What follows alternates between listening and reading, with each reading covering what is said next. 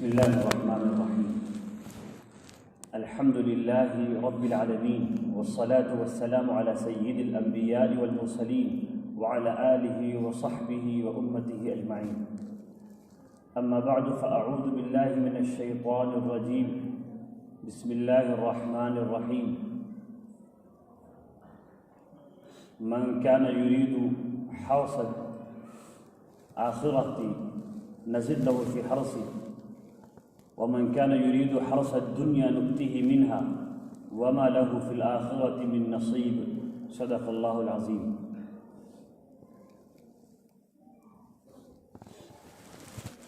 لوگ دیر میں آئیں گے تو بیان بھی دیر تک چلے گا، پھر یہ نہ کہیں کہ دیر تک بیان ہوتا ہے. تو جمعہ کا دن ہے تو بیٹھنے کے لیے آئیں مسجد میں، وقت تو دینا پڑے گا. تین باتیں آج مجھے موضوع بنا کے عرض کرنی ہے. پہلی بات جو شاید آپ کو ذرا سمجھ میں نہ آئے لیکن وہ حقیقت ہے. پہلی بات یہ کہ دین کمانا آسان ہے اور دنیا کمانا مشکل. دین کو حاصل کرنا، اللہ کو پانا، اللہ کی رضا کو حاصل کرنا آسان ہے اور بہت آسان ہے، اور دنیا کو کمانا مشکل ہے. ذلت آمیز ہے، عزت بھی جا سکتی ہے، عزت داؤں پہ لگ سکتی ہے دنیا کمانے میں، اور اللہ کو پانے کے لیے تھوڑی سی کوشش کرنی ہوگی، عزت داؤں پہ نہیں لگے گی، عزت کو چار چاند لگیں گے. اللہ جل شانہ نے قرآن میں فرمایا، یہ جو میں نے بات عرض کی اس کی دلیل پیش کر رہا ہوں، من کان یرید حرث الآخرۃ نزد لہ فی حرثہ، کہ جو آخرت کی کھیتی چاہتا ہے، آخرت کی کمائی کرنا چاہتا ہے تو میں اس کی کمائی میں، اس کی محنت میں اضافہ کروں گا، اس کے اناج کو بڑھا کے دوں گا. تو آخرت تو آسان ہے. جو آخرت کو کمانا چاہے گا، آخرت مطلب وہ چیزیں جو ابدی ہیں، ہمیشہ ہمیشہ ہیں، اللہ کی رضا، جنت کی کوششیں. جو اس کے پیچھے پڑے گا میں اس میں اسی کوشش میں برکت دوں گا، اور وہ چیز بڑھا کے ملے گی، جتنا وہ چاہے گا اس سے زیادہ ملے گی.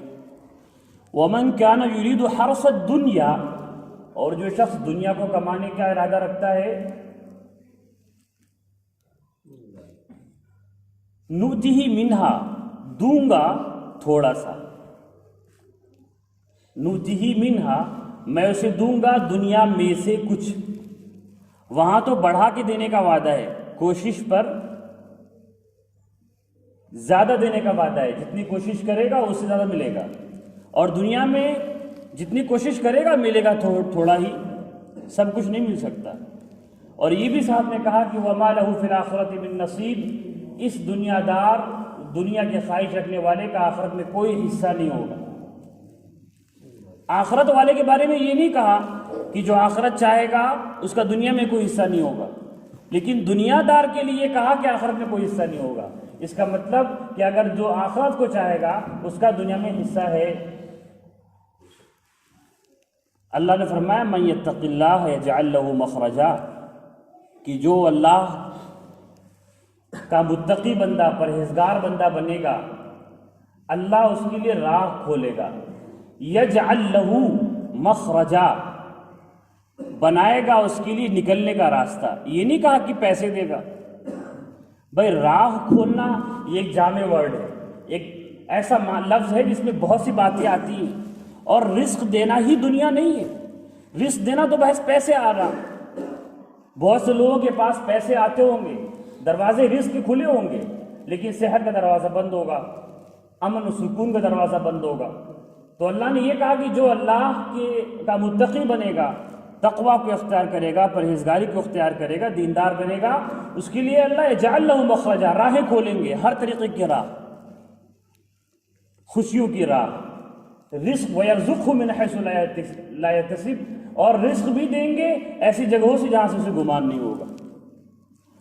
تو جو آخرت کو چاہے گا وہ کامیاب ہے۔ اور میں نے یہ کہا کہ دین کو کمانا آسان ہے۔ اللہ کی اسی آیت میں یہ ثابت ہے کہ اللہ کہتے ہیں ملے گا، اسے بڑھا کے ملے گا۔ اور اللہ یہ کہتے ہیں حضور کی زبان سے، حدیث قدسی ہے کہ جو میرے طرف ایک بار لپکے گا، ایک قدم بڑھائے گا، میں 10 قدم بڑھاؤں گا۔ آپ دنیا مانگیں گے اللہ سے تو شاید وہ دعا قبول نہ ہو۔ دیکھیں اللہ تعالیٰ کتنے عجیب ہیں، کتنے عجیب ہیں اللہ تعالیٰ۔ ایک طرف سے کہتے ہیں میں دعا قبول کرتا ہوں، اور ایک طرف حضور سے یہ کہلوا رہے ہیں کہ دعا کی قبول کے 3 مطلب 3 شکلیں ہو سکتی ہیں۔ اللہ تعالیٰ کی کیا بولوں میں، وہ لفظ نہیں ہے، چالاکی، علم، خبرہ، کیا بولوں میں، کہہ رہے ہیں کہ دعا قبول کرتا ہوں، دعا مانگو۔ یہ نہیں کہا کہ صرف دنیا دین مانگو، وہاں کہہ رہے ہیں کہ ہر دعا سنتا ہوں میں، لیکن حضور سے کہلوائے کہ دعا کی قبولیت کی 3 شکلیں ہو سکتی ہیں۔ جو مانگو وہی مل جائے، یہ بھی قبولیت ہے۔ تم دعا مانگو کچھ لیکن وہی نہ ملے، کوئی آفت ٹل جائے، یہ بھی قبولیت ہے۔ آفت بھی نہ ٹلے، اس کے بدلے میں آخرت میں کوئی ثواب مل جائے، کوئی نیکی مل جائے، یہ بھی قبولیت ہے۔ بڑی چالاکی کر گئے، مطلب جو مانگو گے دنیا میں وہی نہیں ملے گا، کیونکہ دنیا میں ہے ہی نہیں اتنا کہ سب کو اس کی خواہش میں ملے۔ ہر آدمی چاہتا ہے کہ مجھے سلطنت کاملہ مل جائے، مکمل سارے پیسے مل جائیں، ہر آدمی یہ چاہتا ہے۔ تو دنیا میں ہے ہی نہیں، تو اللہ کو تو قبول کرنا ہے، تو اللہ کہتے ہیں یہ قبول نہیں تو آخرت میں چلو ملے گی۔ لیکن دین کے بارے میں اللہ کیا کہتے ہیں، بے عینی وہی دعا قبول ہوگی، جو مانگو گے ملے گا۔ اس میں شکلیں نہیں، اس میں ایک ہی شکل ہے، اللہ سے اللہ کو مانگیے اللہ ہی ملیں گے، نمازوں کے خشوع مانگیے وہی ملے گا، اس میں کمی نہیں ہے کوئی۔ وہ خزانے، ارے دین کے خزانے تو آخرت میں نہیں دنیا میں ہی بہت ہیں۔ اللہ سے اللہ کی یاد مانگیں بے انتہا، اللہ سے اللہ کی محبت مانگیں، دین پہ چلنے کا مزہ اور لطف مانگیں، سنت کی پیروی مانگیں۔ یہ تو کوئی لمیٹڈ چیز نہیں ہے، دنیا لمیٹڈ ہے، اور اللہ کو قبول بھی کرنا ہے تو ظاہر ہے ہر ایک کی دعا قبول نہیں ہو سکتی، تو پھر آخرت میں ڈال دیا۔ تو دین آسان ہے، اللہ نے فرمایا فَسَنُيَسِّرُهُ لِلْيُسْرَىٰ، جو عمل کرنا چاہتا ہے میں شریعت کو آسان بنا کے اس سامنے پیش کرتا ہوں۔ اس لیے ہر ایک آدمی دین کو مانگے۔ اور ایک اور بات، مجھے دوسری بات جو کرنی وہ اسی سے جوڑ کے بولنا ہے مجھے، بہت واضح طور پہ سمجھیے اس میسج کو، اس پیغام کو آپ ذرا، اور دل میں اسے جاگزی کر لیجیے، اس کی بڑی ضرورت ہے۔ بہت کان کھول کے سنیے، اور آپ اسے یاد کر کے دوسروں کو بھی بتائیے۔ محفلوں میں دین کی باتیں کریے نہیں کہ جمعہ کو جو بات سنی اور کوئی بات اگر سمجھ میں ٹھیک لگی تو بس وہ ختم ہو گئی وہیں تک، جب دوبارہ محفل لگی تو یاد آئی نہیں۔ اس بات کو دل میں ایسا بیٹھائیے کہ جب محفل کہیں لگے تو دین کا چرچا ہو تو اس بات کو کہیں، تاکہ علم آپ کا بچا رہے اور علم پھیلے۔ وہ یہ بات یہ ہے کہ ہم لوگوں کو اکثر ایسا لگتا ہے مسلمانوں کو کہ ہمیں دنیا میں کامیابی کے لیے کچھ تھوڑا بہت اپنی دینی شدت کو کم کرنا پڑے گا، تھوڑا وسعت اپنانی پڑے گی، تھوڑا آزاد بننا پڑے گا۔ لہٰذا مثال کے طور پہ میں سمجھا دوں، ایک مثال کے طور پہ آپ اس پہ غور کیجئے ذرا۔ مثال کے طور پر یہ لمبی داڑھی رکھیں گے تو پکا مسلمان نظر آؤں گا۔ وہ لوگ کہتے ہیں نا کہ خاص ورڈ بولتے ہیں کہ یہ بڑا متشدد مسلمان ہے، جو فرانس میں استعمال ہو رہا ہے یہاں پر بھی استعمال ہوتا ہے۔ ایک پکا مسلمان، ایک سیکولر مسلمان۔ تو پکا مسلمان والی جو علامتیں ہیں، داڑھی لمبی، ایک مشت والی، ٹوپی پہنا ہونا، کرتا پاجامہ ہونا یا ساتر لباس ہونا، یہ سب نہیں ہونا چاہیے۔ مسلمان رہیں گے لیکن مل جل کے رہنا ہے ہمیں، اور مل جلنے کا مطلب یہ نکالتے ہیں کہ ہم بہت نظر نہ آئیں، تاکہ سب کو خوش رکھنا ہے۔ ہم دوسرے غیر ملک میں رہ رہے ہیں، لہٰذا ہمیں کچھ ڈھیل برتنی ہوگی، تھوڑا نقاب کو ایسا بنا کے پہنے کو وہ فیشن میں نظر آئے، یہ غیر لوگ دیکھیں تو ہاں کہیں کہ بھائی بہت سخت مسلمان نہیں، یہ جہادی والا مسلمان نہیں، یہ ہے تھوڑا برائٹ مائنڈیڈ، تھوڑا وسعت ذہنی رکھنے والا مسلمان ہے۔ یہ جو بیماری ہے یہ بہت بڑھتی جا رہی ہے۔ ابھی آپ کو کوئی درد ہونے لگے بدن میں تو آپ پھر چیک اپ کراتے ہیں، خون چیک اپ، اب بلڈ چیک جو ہوتا ہے اس میں بھی بڑی قسمیں ہیں، کہ خون کتنا ہے، خون کس کوالٹی کا ہے، زیادہ باریک تو نہیں ہو گیا، زیادہ گاڑھا تو نہیں ہو گیا، مقدار کم زیادہ تو نہیں ہو گئی، پلیٹلیٹ والا خون کم تو زیادہ نہیں ہو گیا، اور پھر سی ٹی اسکین کرائیں گے، ایم آر آئی کرائیں گے، تو جسم کی صحت کے تو 10 چیک اپ ہیں، پھر مرض کی تشخیص ہو رہی ہے۔ اور دین ہمارے دل میں کیسا ہے، ہمارے جسم پر کیسا دین اترا ہو، اس کے لیے کوئی چیک اپ نہیں ہے کیا؟ اس کے لیے بھی چیک اپ ہونا چاہیے۔ قرآن کے معیار سے اپنے، قرآن کے آلے سے چیک کیجئے اپنے آپ کو، شریعت کے آلے سے اپنے آپ کو چیک کیجئے کہ ہم کتنے سچے اور کتنے ٹھیک اور صحت مند ہیں دینی اعتبار سے۔ بہت بیماریاں آ چکی ہیں، وہ چیک نہیں ہو رہا ہے، لوگ ڈاکٹروں کے پاس نہیں جا رہے ہیں ورنہ بڑی بیماریاں نکلیں گی۔ تو ایک بیماری یہ بھی ہے، حالات سے متاثر جدت پسند مسلمان، اس کو بولتے ہیں جدت پسند مسلمان، کچھ نیا چاہنے والا، وسعت بھی کا لفظ غلط استعمال ہے، یعنی یہ کہ بس سیکولر مسلمان، لبرل جس کو کہہ دیتے ہیں۔ میں پیغام یہ دینا چاہتا ہوں، جس طرح کے مسلمان بننا چاہتے ہیں اور یہ لگتا ہے کہ ایسا بنیں گے تو ہم مسلمان بھی باقی رہیں گے، اللہ میاں بھی خوش رہیں گے اور ہماری دنیا بھی بنی رہے گی، تو ان لوگوں کو قرآن سے پہلے پیغام دے دوں، لن ترضى عنك اليهود ولا النصارى حتى تتبع ملتهم۔ تم انہیں خوش کرنے کے لیے، ان کے ساتھ ملنے کے لیے جو کوششیں کر رہے ہو، ہرگز وہ خوش نہیں ہوں گے جب تک تم ان میں بالکل گھس نہیں جاؤ گے، ان کے ملت کو، ان کی ریلیجن اور مذہب کو اختیار نہیں کر لو گے، اپنے اسلام کو چھوڑ نہیں لو گے، تب تک وہ خوش نہیں ہوں گے۔ یہ تو قرآن میں ہے۔ مجھے پیغام دینا ہے مثال بہترین فرانس کی۔ فرانس کے جو مسلمان ہیں، وہ وہاں کے جو حالات فی الحال کے ہیں، وہ بڑے سبق آموز ہیں، اپنے اندر بڑی ہدایت اور روشنی لی ہوئی ہے ہمارے لیے۔ ہمیں سمجھنے کی ضرورت ہے ان سارے مسلمانوں کو جو دنیا میں لبرل بننا چاہتے ہیں، انہیں لگتا ہے کہ تھوڑا نرم بن کر کے ہم سب کو خوش کر لیں گے تو ہمارا کچھ بھلا ہو جائے گا۔ فرانس کے جو مسلمان ہیں، وہی مسلمان بیچارے، ان کی برائی بیان نہیں کر رہا ہوں میں، انہوں نے تو بڑے مجاہدے کیے اپنے اعتبار سے، لیکن وہ ہم بننا چاہتے تھے۔ وہ مسلمان کیسے ہیں؟ چہرہ کھلا ہوا، بلکہ بڑے مسلمان عورتیں بے نقاب ہیں، ان کا نقاب اتنا ہے کہ وہ بس کبھی کبھار اسکارف پہن لیں، یہ ان کا حجاب ہے۔ یہ پورا حجاب تو بہت کم لوگ پہنتے ہیں وہاں پہ جو عراقی عربی رہتے ہیں۔ ان مسلمانوں پر، چونکہ میں بالکل واقف ہوں تازہ حالات سے، جو صرف نام کے مسلمان ہیں، شکل و شباہت میں، دل میں اللہ جانتا ہے، شکل و شباہت میں ان میں اور فرانسیسیوں میں، عیسائیوں میں کوئی فرق نہیں ہے۔ جن کے اسکول بہت اپڈیٹ ہیں، ہمارے ہندوستان کے پرائیویٹ اسکول سے زیادہ اپڈیٹ ہے وہاں کے مدرسے، وہ مسلموں کے اسکول جو سب کچھ پڑھواتے ہیں۔ میں نے خود دیکھا دیواروں پہ تصویریں لگی، جیسے پینٹنگ لگی ہوتی ہے اسکولوں میں، ان پر یہ فرانسیسی جو صدر ہے وہ یہ کہتا ہے کہ یہ متشدد مسلمان ہیں، ان پہ پابندی لگاؤ۔ اسکول بند کرا دیے اس نے اسی ہفتے، 50 مسجدوں پہ تالے لگوا دیے، ٹیوشن بند کرا دیا کہ گھر میں ہوم اسکولنگ بند، کسی طرح کی نہیں ہوگی۔ آپ جا کر دیکھ لیجئے، وہ ایسے مسلمان تھے جیسے ہمارے لبرل لوگ بننا چاہتے ہیں، وہ اس پر بھی خوش نہیں ہیں، وہ ان مسلمانوں کو بھی جہادی کہہ رہے ہیں۔ یہ صاف پیغام لے کر جائیے کہ وہ ہم سے کبھی بھی خوش نہیں ہو سکتے۔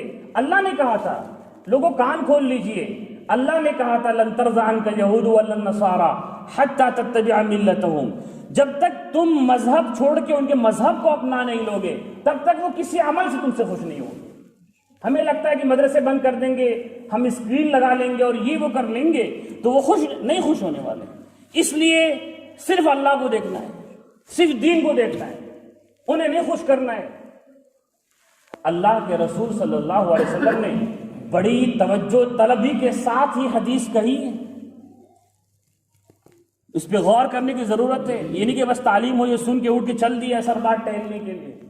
بڑی توجہ طلبی کے ساتھ حضور نے حدیث سنائی تو توجہ کو طلب کیا کہ غور کیا جائے۔ حضور نے فرمایا من قال لا الہ الا اللہ مخلصا من قلبہ دخل الجنہ۔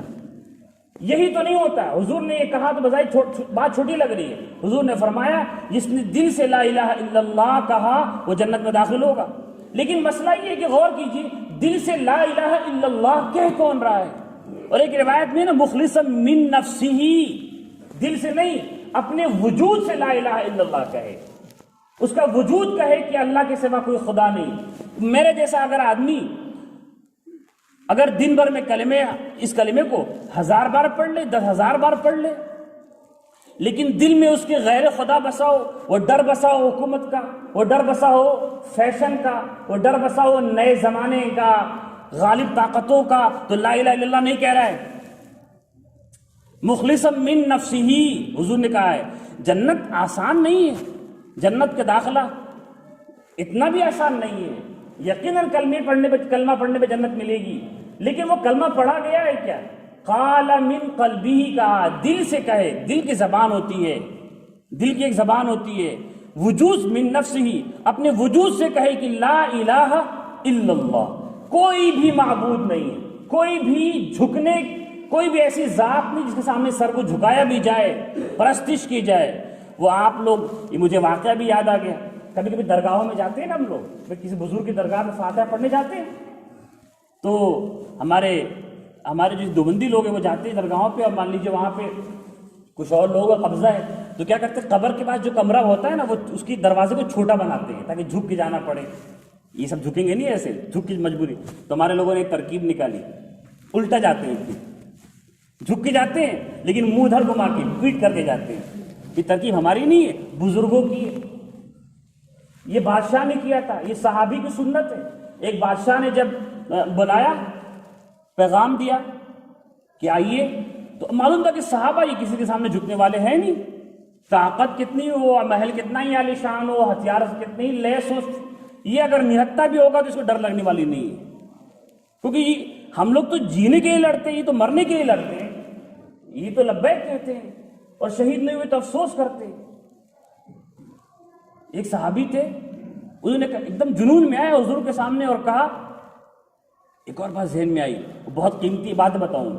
ایک صحابی تھے، مجھے یاد دلائیے گا، ایک صحابی تھے، انہوں نے حضور سے کہا مجھے بس شہادت چاہیے، وہ ایک دم بھاگنے لگے بلا ترتیب۔ غالباً وہ حضرت انس کے دادا تھے یا رشتہ دار کوئی تھے، نظر ان کا نام تھا، تو وہ ایک دم گھسے اور شہادت کی جیسے طلب ہے، جیسے کیا لپکنا ہو، جیسے انعام پانا ہو، لوٹنا ہو، اور گئے اور شہید ہو گئے۔ بدن پہ دیکھا گیا تو کوئی پہچان نہیں پا رہا تھا، ان کی خالہ زاد یا پھوپھی زاد بہن نے، جو بنانا نام تھا، اس نے پہچانا کہ جو ہے پوروے سے پہچانا، وہ ذہین تھی، شکل پہچان میں نہیں آ رہی تھی، نہ جانے سینکڑوں تلواریں لگی تھی حدیث میں، تو وہ ایسے لوگ تھے۔ تو اس بادشاہ نے بلایا صحابی کو، تو جو کمرہ میں جس دروازے داخل اس کو چھوٹا بنوا دیا تاکہ جھک کے آنا پڑے، ایسے نہیں تو ایسے جھکے گا۔ تو وہیں سے صحابی نے نکالی یہ سنت، یہ طریقہ، پیٹ کر کے آئے، جھکا نہیں پائیں گے یہ لوگ ایسے۔ پتہ نہیں میں کیا بات، وہ بات جو ذہن میرے آئی تھی،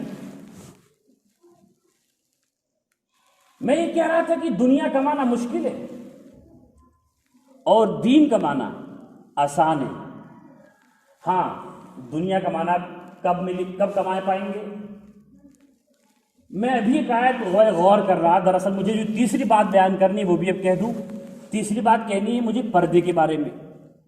اللہ نے فرمایا قُلْ لِلْمُؤْمِنِينَ يَغُضُّوا مِنْ أَبْصَارِهِمْ وَيَحْفَظُوا فُرُوجَهُمْ، اے حضور، اے محمد، آپ کہہ دیجئے مومن مردوں سے کہ اپنی نگاہوں کو بچائیں، نگاہ کو نیچے رکھیں، یغضوا من ابصارہم، اپنی نگاہ کو نیچے رکھیں اور اپنی شرمگاہ کی حفاظت کریں۔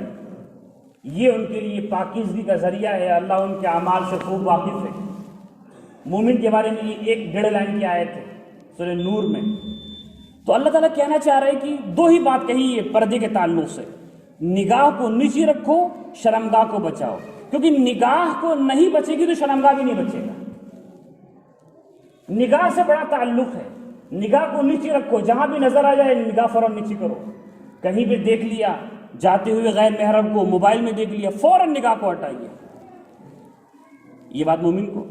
ہمارے معاشرے میں جو فساد بڑھتا جا رہا ہے وہ نگاہوں کی غلطیوں کی سبب بڑھتا جا رہا ہے۔ عورتیں زیب و زینت سے نکل رہی ہیں، تو مردوں کے لیے تو 1.5 آیت ہے، لیکن عورتوں کے لیے 1.5 لائن کی آیت ہے، اور عورتوں کے لیے کئی لائن کے آدھے صفحے کی آیت ہے۔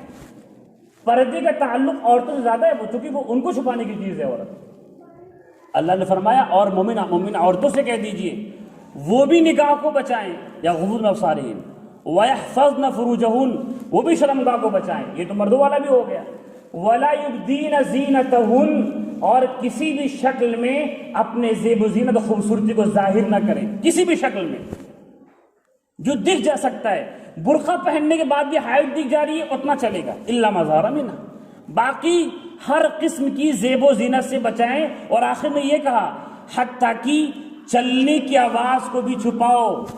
وَلَا يَضْرِبْنَ بِأَرْجُلِهِنَّ، پیر کو اس طرح مت مارو کہ آواز پیدا ہو۔ پائل تو دور کی بات ہے، پائل تو ناپسند کیا جاتا ہے، پیر کی آواز بھی ایسی نہ ہو کہ لِيُعْلَمَ مَا يُخْفِينَ مِن زِينَتِهِنَّ، کہ پوشیدہ خوبصورتی کا تصور بھی مرد کے ذہن میں آ جائے۔ لمبا حکم ہے عورت کے بارے میں۔ اور جو میں کہنے جا رہا ہوں اللہ نے میرے دل میں بات ڈالی ہے، چونکہ یہ سورہ نور پیچھے سے اس کا تعلق ہے۔ میں جو کہہ رہا ہوں دنیا اگر آپ کو چاہیے، دنیا بھی ملے گی لیکن انفرادی کوشش سے نہیں ملے گی۔ مکہ مکرمہ میں، بات کو غور سے سنیے گا، مکہ مکرمہ میں بڑی محنتیں ہوئیں، صحابہ نے زیادہ شدت مکہ مکرمہ میں برداشت، وہاں پہ اجازت کچھ نہیں تھی، صرف سہنا ہے، صرف ایمان کو بچانا ہے۔ ایک بڑے ہی مخالف ماحول میں دین کو بچانے کا کام تھا وہاں پہ۔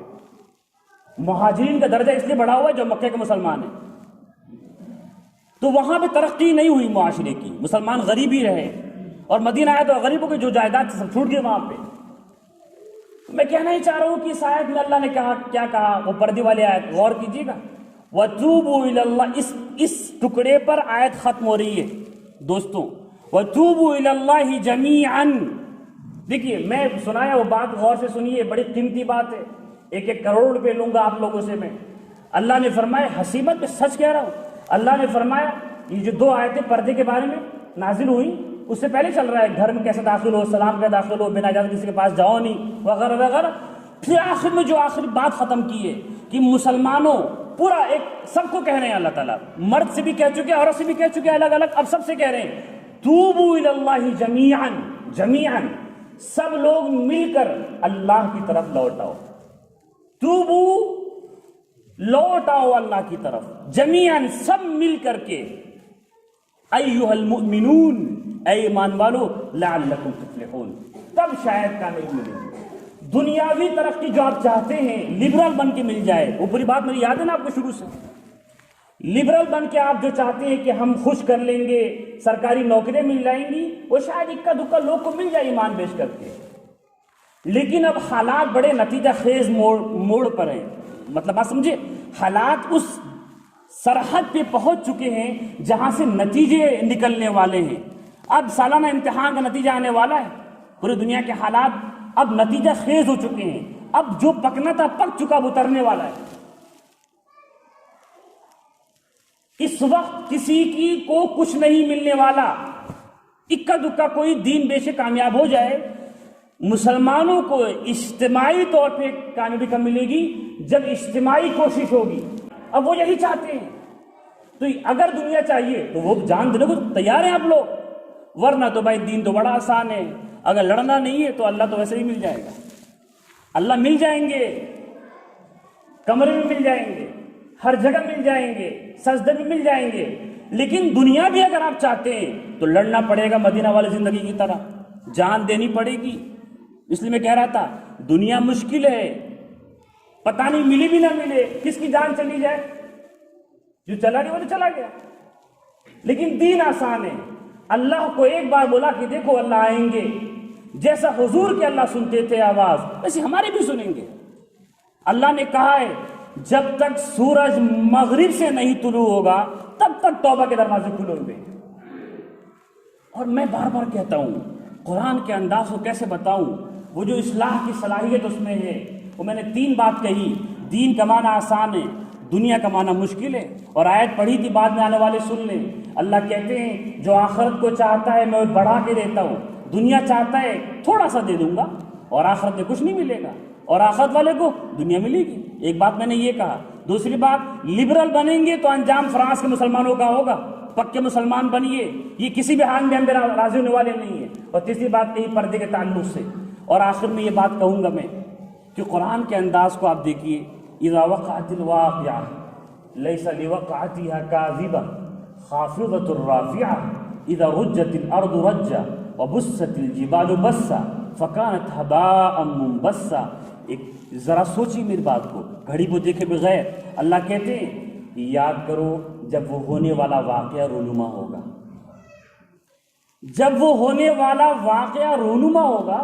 مجھے کوئی ایسا لفظ نہیں ملتا، اسے ایک بہادر آدمی ہو اور مشہور بھی ہو تو ہمیں دو لفظ بولنا پڑے گا، وہ بہادر و مشہور آدمی، ایک لفظ نہیں بول کام نہیں چلے گا۔ لیکن عربی زبان کی وسعت، اذا وقعت الواقعہ، جو تل ہے نا، جو الف لام، اس میں بڑائی بھی آ گئی۔ مطلب کیا ہو گیا؟ جب وہ حقیقی بڑا واقعہ، دنیا میں جو کچھ رونما ہو رہا ہے، جو کچھ ہو رہا ہے ایک سیکنڈ میں کھربوں چیزیں، واقعے جو کچھ ہو رہے ہیں وہ واقعے نہیں ہیں۔ ریئل واقعہ کیا ہے؟ قیامت کا، اس کو کہہ سکتے ہیں آپ واقعہ۔ جو ال ہے نا، ال یہ بڑا معنی خیز ہوتا ہے۔ اذا وقعت الواقعہ، جب وہ حقیقی عظیم واقعہ رونما ہوگا، لیس لوقعتها کاذبہ، جس کے رونما ہونے کو کوئی جھٹلا نہیں سکتا۔